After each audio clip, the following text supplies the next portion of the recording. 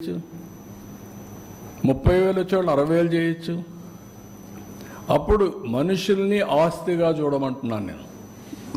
అదనపు ఆస్తులన్నీ అదనపు ఆస్తులుగా చూడమంటున్నా. భూమి అదనపు ఆస్తి, వ్యాపారం అదనపు ఆస్తి, కానీ మనుషులు యాజ్ క్యాపిటల్.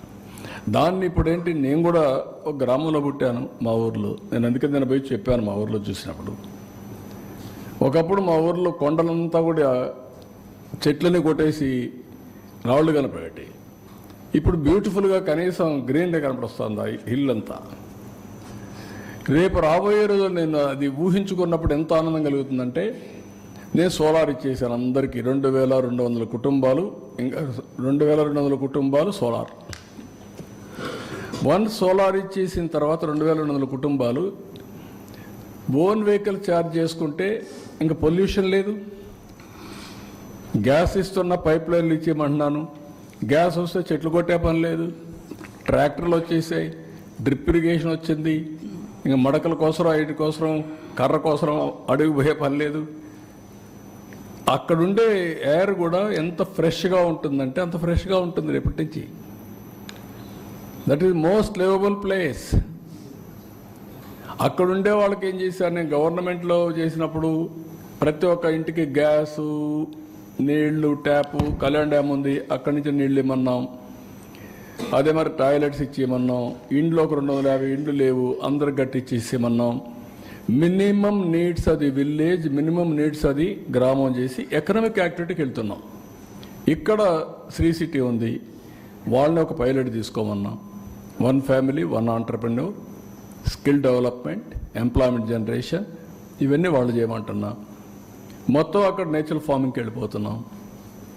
మ్యాంగో గార్డెన్ ఉంది, చెట్లు ఇక్కడ డయాగ్నస్, డ్రోన్ పంపించి, ఇప్పుడు పామాయిల్ ఉంది. పామాయిల్ ఏం చేస్తున్నారంటే ఒక డ్రోన్ పంపిస్తారు, అది తిరుగుతూ ఉంటుంది. తిరిగిన తర్వాత ఏ చెట్టు అయినా కానీ డిసీజ్ వచ్చినా, వీక్ అయితే, అన్హెల్తీ ప్లాంట్ ఉంటే ఐడెంటిఫై చేసి ఇమీడియట్ చెప్తే అక్కడ టీం వెళ్ళి దాన్ని రెక్టిఫై చేస్తారు రియల్ టైంలో. That is where technology is a big handy. మీరు గుర్తుపెట్టుకోవాల్సిన, పాత రోజుల మారిగా మడకలు దున్నే పని లేదు. అందుకని నేను అంటున్నా, హార్డ్ వర్క్ కాదు స్మార్ట్ వర్క్ చేయండి అని. తెలుగుగా బతికేది నేర్చుకోండి, ఉద్యమాలు చేయడం కాదు అని చెప్తాను. ఇప్పుడు ఉద్యమాలు చేసే రోజులు కూడా అయిపోయినాయి. ఇంకా కాదు సార్, అంటే ఇప్పుడు రిచ్ పర్సన్స్ ఎంతమంది ఉన్నారు ఏంటి అనేది ఐడెంటిఫై, అంటే 10 కోట్లు ఉన్న వాళ్ళు, లేదా నేనేమంటానంటే అవి నెక్స్ట్ స్టెప్. బలవంతం చేస్తానంటే ఏది సాధ్యం కాదు. ముందు స్ఫూర్తి, ముందు ఒక్కొక్కరి స్పిరిట్ తెద్దాం, కాన్సెప్ట్ అర్థం చేసుకుంటారు. ప్రపంచంలో ప్రతి ఒక్క వ్యక్తి డబ్బులు సంపాదించాలనుకుంటారండి.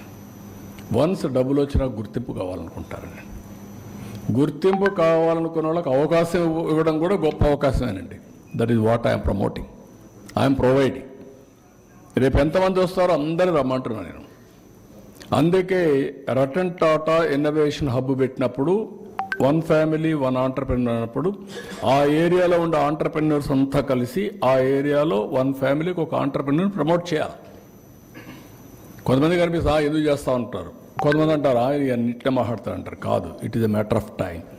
ఇట్లా మాట్లాడిన వాళ్ళు ఐటీ అంటే, ఇప్పుడు వాళ్ళు వచ్చిన దగ్గరికి వచ్చినప్పుడు ఎక్కడెక్కడి నుంచి వచ్చాం సార్, మీకోసం వచ్చాం, ఇంత సంపాదిస్తున్నాం అంటే ఐఎమ్ ఫీలింగ్ ప్రౌడ్, హ్యాపీనెస్. అంటే మీరు ప్రజలే ఆస్తి అంటున్నారు కదా, దానికి సంబంధించి ఏమైనా ప్లాన్స్ ఏమైనా చేస్తున్నారు? చేస్తున్నా. ఎన్నికల్లో పోటీ కాకుండా కూడా ఆలోచిస్తున్నాను. ఎవ్రీ ఫ్యామిలీ ఇంత మునుపు 25 కేజీలు బియ్యం 5 మంది ఉంటే ఇచ్చేవాళ్ళం, 5 కంటే ఎక్కువ తగ్గించేసేవాళ్ళం రేషన్. ఇప్పుడు నేను I wanted to promote everything. జనాభాను బట్టి, కుటుంబ వ్యవస్థను బట్టి ఆ కుటుంబానికి ఆదుకోవడానికి ముందుకు వస్తాను. ఒకప్పుడు జనాభా భారం, ఇప్పుడు జనాభా ఆస్తి. How to make it, how to help him.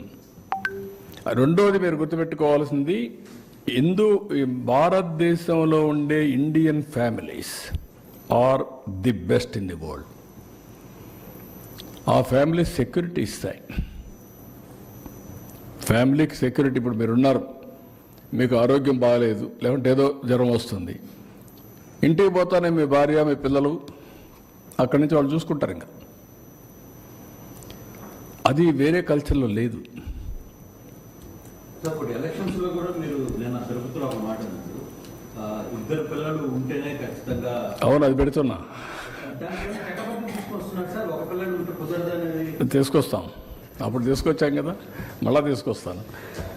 ఆ రోజు ఆ చట్టం రిలవెంట్, ఇప్పుడు ఈ చట్టం రిలవెంట్.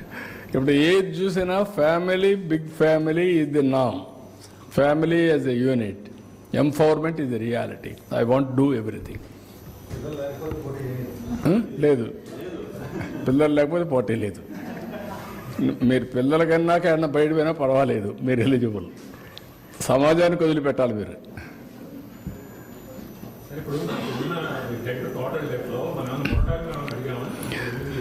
మారిటోరియం అడిగేదానికంటే కూడా ఇప్పుడు రీషెడ్యూల్కి వెళ్తున్నాం.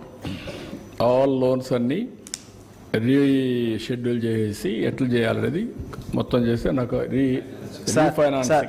రీఫైనాన్సింగ్ చేస్తున్నా ముందుగా. సార్ రీఫైనాన్సింగ్ చేసుకుంటే నాకు కొంత ఇంట్రెస్ట్ తగ్గుతుంది, కొంత ఫ్లెక్సిబిలిటీ వస్తుంది. సార్, ఈ పిల్లలు లేని దానికి అంటే ఎలక్షన్లో పోటీ విషయంలో కట్ ఆఫ్ డేట్ ఏదైనా పెడతారా సార్? ఇప్పటి నుంచే ప్రాస్పెక్టివ్ పెట్టాలి, రెట్రాస్పెక్టివ్ కాదు, ఇప్పటి నుంచి పెట్టాలి. అది మళ్ళీ టెక్నికల్గా ఇబ్బంది లేకుండా కూడా. అదే చూద్దాం, వర్కౌట్ చేద్దాం. సార్, ఇంకో చిన్న విషయం, మీరు పరిపాలన విషయంలో ఎప్పుడూ కూడా మీరు అనుకున్న లక్ష్యాన్ని సాధించారు. రాజకీయ పరిపాలనకు వచ్చేలాగే కొన్నిసార్లు భిన్న పరిస్థితులు ఎదుర్కోవాల్సి వచ్చింది. ఈసారి దీన్ని ఎలా, ఎందుకంటే అభివృద్ధి అనే విషయంలో మోటివ్తో వెళ్తున్నారు, బట్ రాజకీయ పరిపాలన కూడా చాలా అవసరం కదా రాష్ట్రానికి, అట్ ది సేమ్ టైం మీకు. రాజకీయం, development is a politics, development politics is a reality, political governance is a reality. I'm a politician. నేను ఒక మ్యాండేట్ ఇచ్చాను, ఎలక్షన్ మేనిఫెస్టో చెప్పాను, ప్రజలు నన్ను నమ్మారు.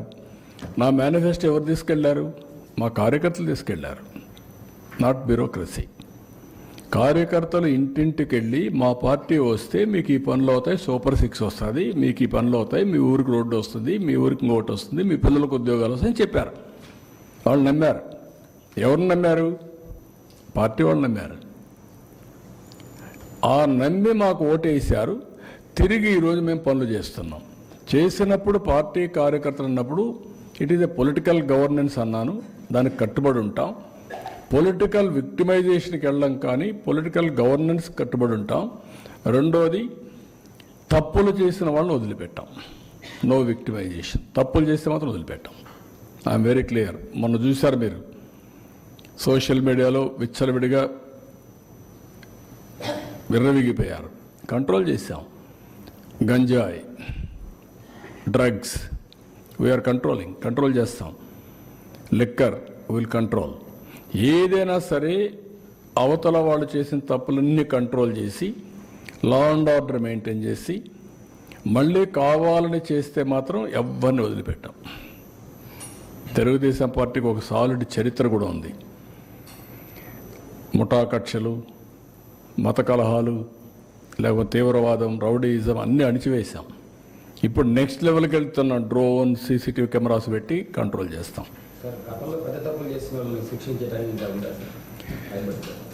అది నిరంతరం ఉంటుంది, ఒకరోజుతో అయిపోయేది కాదు. దానికి కూడా ఎవిడెన్స్ అన్నీ ఎస్టాబ్లిష్ చేసుకొని ఏది చేసినా కూడా పగడ్బందీగా చేయాల్సిన అవసరం ఉంది. పనిష్మెంట్ ఉండాలి, పగడ్బందీగా ఉండాలి. ఓకే, దేశంలో చట్టాలు అనేటివి మనం చూడాల్సిన, గుర్తుపెట్టుకోవాల్సింది, టెంపరవరీగా కొంతమంది తప్పించుకోవచ్చు, కానీ తప్పు చేయని వాడు పనిష్మెంట్ రాదు వీళ్ళంత వరకు. That is the beauty of our చట్టం. తప్పు చేసిన వాడు తప్పించుకోలేడు, చేయని వాడికి పనిష్మెంట్ రాదు, తప్పు చేసిన వాడు తప్పించుకోలేడు. It is a matter of time. కొన్ని రోజులు ఎస్కేప్ అవుతారు.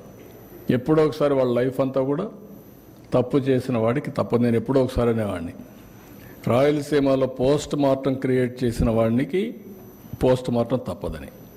పోస్ట్ మార్టంకు కారకులైన వాడికి, అంటే ఒకరిని చంపిన వాడికి వీడికి కూడా పోస్ట్ మార్టమే. ఎవరు వదిలిపెట్టరు, వాళ్ళని చంపితే నలుగురిలో ఎవరికైనా కోపం వస్తుంది. దిస్ ఆర్ ఆల్ మీకు అందరికీ. ఎందుకంటే మిమ్మల్ని ఎడ్యుకేట్ చేస్తే రాష్ట్రాన్ని ఎడ్యుకేట్ చేసినట్టు. మీరంతా స్ట్రైట్గా ఉంటే కొంచెం కమ్యూనికేషన్లో ఇది వస్తుంది. I'm doing my best. కాబట్టి this I'm thanking all of you. Thank you అండి.